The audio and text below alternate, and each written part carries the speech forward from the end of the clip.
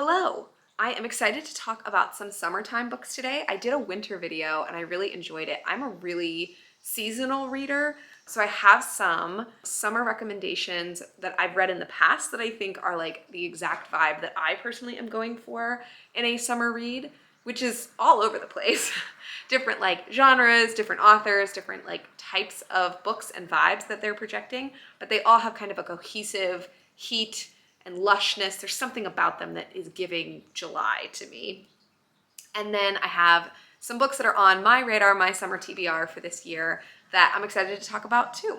My first recommendation is a literary fiction and historical novel. It is called The Lincoln Highway by Amor Towles. This is an author who became really famous for his book, A Gentleman in Moscow, which I loved and is an excellent read year-round, especially I would say in winter since it is set in Russia.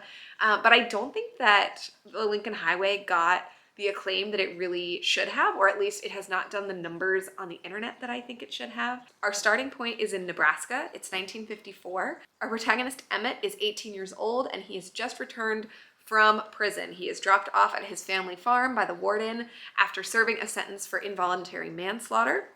There's juicy details there that you get in the book. But he is returning to his family farm and he is excited to pick up his younger brother, Billy, who is 8 years old. There's a 10-year age gap between them. He's hoping to do a long road trip out to California and they're going to restart their lives together. This plan is kind of thrown to the wind, though, when the warden's car drives away and Emmett realizes that two guys from his prison were holed up in the trunk of the car. They snuck out of the prison and they have a plan for Emmett and Billy to come with them on a road trip out to New York City instead. So it's a 10-day trip. They kind of see a lot of the United States. They see a lot of the class disparities, kind of the cornfields to city. It's just a fantastic and kind of epic journey. Our four main characters, Billy, Emmett, Wooly, and Duchess, are all incredibly compelling and we get to hear and learn a lot more about each of them over the course of this journey. I have to give you a little bit of a disclaimer that I found this book completely emotionally devastating and gutting. I don't know if I'll ever bring myself to reread it, but I'm very jealous of everybody who has not read it yet and is about to. It is a phenomenal, phenomenal read and I really would recommend it kind of heading into 4th of July weekend, even and perhaps especially if you feel very skeptical about the whole American project and what does it mean to celebrate 250 years? 250 years of what? 250 years of the type of thing that the Lincoln Highway kind of embodies, for better and for worse. I really, really recommend that one. My next recommendation for a summer read, if you're kind of in a summer-ween mood, you want a horror novel, but you don't want to lean into fall. I think some people are really jumping the gun with fall. It will have its moment, but this is like a perfect summer-ween horror book, and that is A House with Good Bones by T. Kingfisher. Now, I have not been a T. Kingfisher fan in the past. For me personally, I have always enjoyed that she has a lot of older female protagonists, and I'll actually be shouting out another book with an older female protagonist in just a moment. But I've kind of read her books and been like, was that it? I don't know. I kind of wonder what I'm missing or like what everybody else is seeing that I'm not seeing. They just have never done numbers for me. They've never been like the best thing I ever read. Part of it I realized when I read House of Good Bones is that I felt like T. Kingfisher's voice has been kind of muted in those books. I don't know. I felt like she seems to be at kind of a narrative remove, and this book felt a lot more personal. It's also contemporary. So it was a slam dunk for me. I absolutely loved it. We follow Sam, who is, and I'll see if I can pronounce this correctly, she is an archaeoentomologist. So she studies bugs. She has her PhD in entomology. And what she does for work is that she goes to archaeological digs and she specifically looks at and identifies the type of bugs that they're finding in the midden there, like, which is fancy dirt, I guess. And she can, from that information, find out a lot about the kind of like food and the kind of materials that would have been present at this archaeological dig. It's actually a very fascinating line of work, and I honestly truly believe that T. Kingfisher gave her this job because it's like a side interest of T. Kingfisher's, and I thought that passion really shone through. I loved that. We also get a lot of information about vultures in this book. This felt like Weird Girl Summer, everything that T. Kingfisher spends time like Googling in her off hours, she put into this book, and I loved that for her. This was really fun for me to read, almost specifically because of that random little elements that got thrown in there. But Sam, who is our archaeoentomologist, leases her apartment in Arizona, intending to go out to an archaeological dig that she thinks is going to take about 6 months. Something happens at the site, and so she ends up with 6 months to kill and no lease. So she ends up going out to North Carolina. Her brother has flagged that he's like a little worried about their mom. She lives alone out there in the house she inherited from Sam's grandmother, her mom. So Sam heads out there. She's excited to spend some one-on-one time with her mom. And sure enough, when she gets there, she notices that there are like vultures swarming the house in this very normal southern subdivision. And her mom has like dropped a ton of weight. She's super anxious and kind of skittish. And there is not a single bug anywhere in Sam's grandmother's still thriving rose gardens.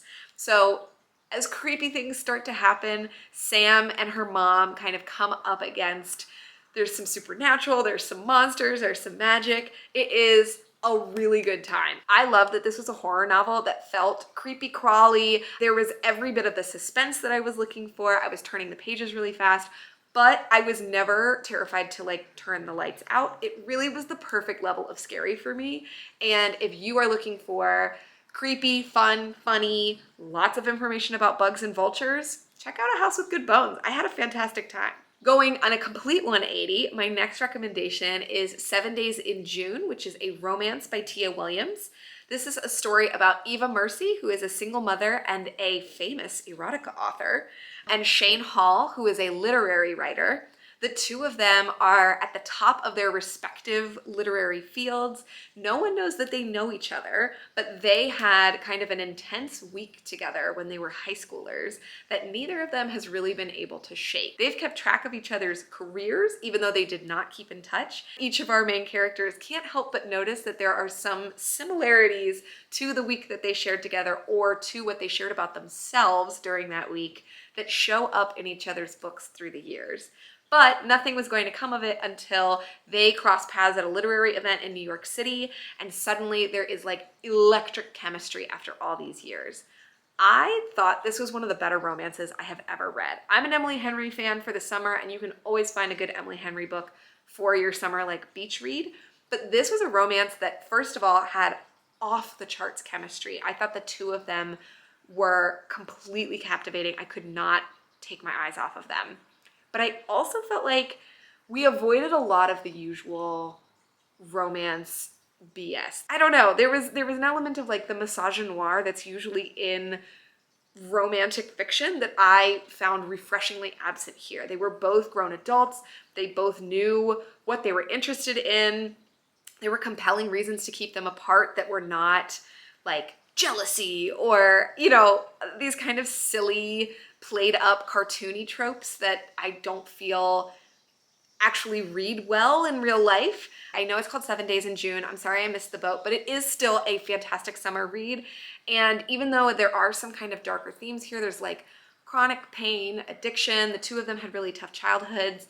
There is just such a lovely understanding of one another that persists into their adulthood that I really, really enjoyed. And then my final recommendation for you, based on books that I've already read, would be The Adventures of Amina al-Sarafi by Shannon Chakraborty, and this is a fantasy novel. When I said I was going to recommend a book with an older female protagonist, this is her, Amina. She is a famed pirate captain.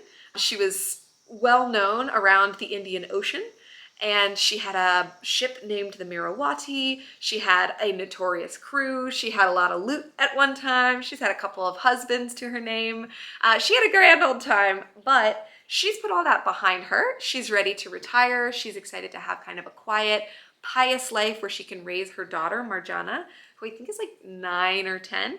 But the pirating life Amina finds is a little harder to shake off than like accountancy. So when the mother of one of her old crewmates tracks her down, she uses a combination of guilt and a very hefty bribe to convince Amina to go back out on one last quest. The daughter of Amina's old crewmate has gone missing, and Amina's job is to track this young girl down and to do right by a crewmate that she feels guilty that she did not necessarily do her best by in the past.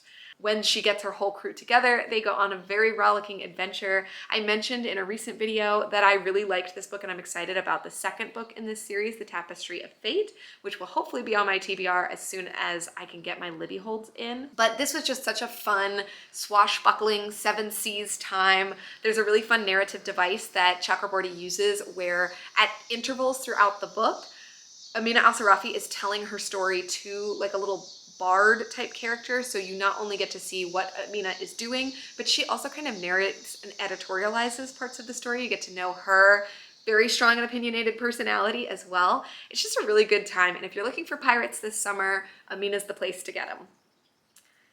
And then for me, I have sort of a hefty July TBR. First, I'm hoping to finish a book that I'm currently working on that's kind of a holdover from June, which is Daughter of Crows by Mark Lawrence. This is a fantasy book. I've tried to read one other Mark Lawrence novel. I'll put it up on the screen. I can't remember the name of it. And it was not bad. I think it was just like wrong time, wrong place for me. I couldn't get into a super thick fantasy novel at that moment in time. But I was really intrigued by the synopsis for Daughter of Crows. So get this. It is kind of a cool play on the idea of the three fates, or the kindly ones in Greek mythology. And the only reason that I know that they're called that when they brought this up in this book is because I was a Percy Jackson kid. You know I was a Percy Jackson kid. So the kindly ones are the three fates in Greek mythology. This story is set in a world where people worship all different kinds of gods, and there's kind of an interesting discourse in the book about how encouraging religious diversity allows the political figures to hold centralized power without being threatened by any sort of theocratic elements, which was just kind of an interesting element that the book has not quite explored a lot yet. But anyway, one group that is worshipped in this kingdom are the kindly ones, or the fates. They're considered to be gods. And in this kingdom, many people who are poor sell their daughters to the Academy of Kindness. It accepts 100 girls each year, only girls, and over 10 years, they whittle that down to 3 kindnesses who are trained to be elite assassins who carry out the work of the 3 fates among mortals. So they snip the thread or kill anybody who the fates, by their own kind of code, would deem deserve to die. So it is a really brutal and dark fantasy book. We're getting told the story in a dual timeline. One thing that's really interesting about it is that the story is told through multiple perspectives, and usually you can feel pretty comfortable that the person narrating, you know, they made it through. You know what I mean? Like, if they were able to tell you this story, they must have survived. But someone being the narrator in this story is not a guarantee that they're going to survive the book, and they might not even survive the first chapter that they're narrating for you. So I found that really interesting. It's kept me on my toes. It's made me a little hesitant to attach myself to characters. So we're gonna see if that ends up being a major obstacle. I think I'm like 30% of the way through now. So that's the book that I'm working on up first. Next, I actually do have a physical copy of this next book, which is The Bee Sting by Paul Murray. I'm so excited about this book, and it's kind of like a matte paper jacket, which I feel like you don't see very often anymore, so that's really nice. But I'm doing a lot of traveling this July. I'm getting on a lot of planes, and I want something thick. I have like a pathological fear of running out of reading material. So even though I will have my Kindle, I will also bring this physical book, and God help me, I'll be lugging it around. But Paul Murray is an Irish author, so I kind of know to expect heartbreak. And in fact, I've already read one of his books, which was called Skippy Dies. And even though not only is the title Skippy Dies on the very first page, and I was still, by the end of the book, completely gutted and devastated. I was warned well in advance not to get attached, and that this was going to be a pretty dark book and that devastating things were going to happen. Didn't matter. I was like pouring down tears. I could not protect myself. So I am ready to be hurt again. Thank you, Paul. The story seems to follow a single family named the Barneses. It is set during the 2008 financial recession in Ireland. We have the husband, Dickie, who owns a car business that is rapidly going under. So the family used to be pretty well-to-do, but now they are destitute. And Dickie, instead of kind of focusing on that, is spending a lot of his time in the woods building a doomsday bunker. His wife, Imelda, is struggling to adjust to the family's new financial reality. She was kind of like a beauty queen in the town, and she is entertaining flirtation from other men. Their daughter, Cass, is about to sit her final exams. She's done really well academically previously, but she is starting to develop a bit of a drinking problem, which is sort of a common theme in at least Paul Murray's books. And then the son, PJ, who is age 12, is preparing to run away from home. So I am cautiously excited about this book. I have really loved Paul Murray's writing style. I found him really fascinating, and it has to be well written because plot alone could not get me through this much content. But I did recently try to read something that felt very similar to me as like a tragic comedy about a family's collapse, which was Lost Lambs. I feel like that book's been everywhere. And I am embarrassed to admit that I completely DNF'd Lost Lambs. I had a really hard time, I don't know, I did not find the comedy in the tragedy of that family falling apart. So even though I did not enjoy Lost Lambs, I am trusting Paul to steer the ship, and I'm hoping that he is going to make it worth it to carry this on my back, literally, for very long distances. And then the next book that I'm excited about is a nonfiction. Every once in a while I'll do a nonfiction. And the book that I got is a recommendation from my older brother. This is called Bowling Alone. It is by a sociologist named Robert D. Putnam, and it was published in the year 2000, so it may be a little bit out of date, but I prefer to think of it as ahead of its time. Putnam was thinking about a trend that was already emerging in American society where people were joining fewer clubs and there was less organized activities for adults. So the title refers to bowling leagues, whose membership like tanked in the 90s. He's kind of looking at the impact of a lack of membership and a lack of organized activities on the American adult psyche and how people identify in society and how people like get through their lives. I think post-COVID, this is particularly compelling. I feel like Putnam was a little prescient with this one. I've personally experienced this a bit myself. I really had a great time in college. I was a part of a ton of different organizations. And even though I've volunteered as an adult and I have Bumble BFF'd to find friends, I have made friends through work, I, stay in touch with friends from school. Like, I have a reasonably active social life compared to the other people that I know. And even in spite of that, I found it difficult to make friends as an adult and to feel like I have some sort of cohesive friend group or to feel like I am consistently seeing people unless I'm making plans. So I'm intrigued to see what kinds of membership used to exist and maybe what could be revived or what we're missing these days. And then the final book that I'm really excited about for this July that is about to come in, fingers crossed, on my Libby in time for my trips is The Emilys by Heather Abel. I found this on Libby as a recently added book that my library had added, so shout out to the Maryland Public Library System for that. We are following Eve, the mother of 2 children living in Massachusetts, while her husband pursues a music career in New York City, so she's alone, he's like off somewhere. When I first read the synopsis, I'm not gonna lie, I thought it said he had a magic career, like he was trying to be a magician, and I thought that was really fun and interesting, and it was part of the reason that I checked out the book. And I actually, upon rereading this, saw that it was a music career, and I don't think he's going to be on page very much. So, c'est la vie. Moving on. Instead, though, we are focusing on Eve, and she's very bored, she's lonely, she ends up running into a childhood friend named Demeter, and they strike up a strong new friendship, but Demeter is struggling because her teenage daughter has recently fallen victim to a disease that's like sweeping this Massachusetts town. All of a sudden, these women, it seems like only women, can't go outside during the day, and so it's very isolating, it's very confusing. They start being called the Emilys, after a reclusive local poet. I'm wondering if this is like Emily Dickinson. I don't know. Whatever. Not Emily Dickinson. Emily St. Vincent Millay. But the 2 women are trying to figure out what's going on, and then it seems that Eve kind of pivots and like it becomes her whole project. She gets really involved with this, but along with like a cast of spunky and fun seeming characters from the town are all down this rabbit hole trying to figure out what's going on with the Emilys. But the search for answers starts to kind of overtake Eve's life. I found this very interesting, and I also thought that there is a case for this being a specifically summertime book. I feel like the cover is very verdant and green and lush, and also I find it interesting that speaking of Greek mythology and having been a Percy Jackson kid, having the friend's name be Demeter was enough for me to say, okay, this is a July book. So those are, I believe, 8 books that either I think you should read or that I'm getting ready to read this summer. And I'm excited to hear if anybody has read any of these, what they think, or what people are reading for the summer themselves and what they would recommend that I take on a trip. See you next time.